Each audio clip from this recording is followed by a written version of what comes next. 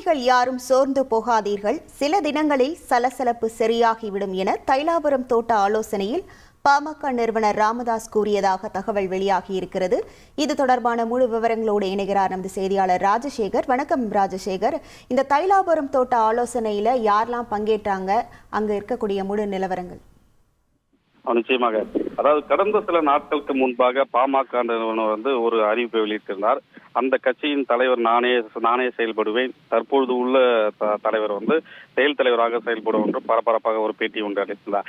அந்த நிலையில பாத்தீங்கன்னா அன்றிலிருந்து இன்று வரைமே பாமக உட்கட்சி பூசல் வலுத்து வந்தது. இந்த நிலையில தைலாபுரம் தோட்டத்தில் பெரும் பரபரப்பாக காணப்படுது. முக்கிய நிர்வாகிகள், தொண்டர்கள் தைலாபுரத்துல ராமதாஸை சந்திச்சு வந்தனர்.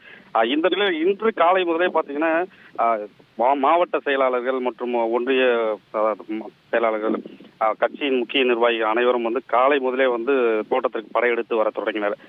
இந்த சந்திப்பானது பாத்தீங்கன்னா ராமதாஸ் தலைமையிலான ஆலோசனை கூட்டம் நடைபெற்றது.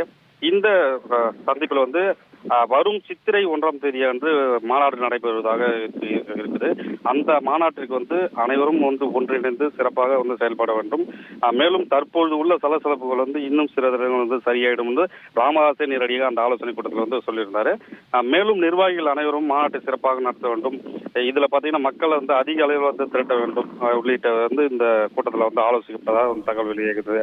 இந்த ஆலோசனை கூட்டத்தில் பார்த்தீங்கன்னா முக்கிய நிர்வாகியான அருள்மொழி, சி கே மணி உள்ளிட்ட முக்கிய நிர்வாகிகள் கலந்து கொண்டாங்க.